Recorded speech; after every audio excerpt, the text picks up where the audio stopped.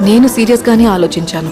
ఎందుకంటే కష్టపడే అమ్మాయిలు పొరపాటున కొంచెం అందంగా ఉన్నా లోకానికి ఆ అందం వెనకున్న కళ, కష్టం, కసి, కన్నీళ్లు కనిపించవు.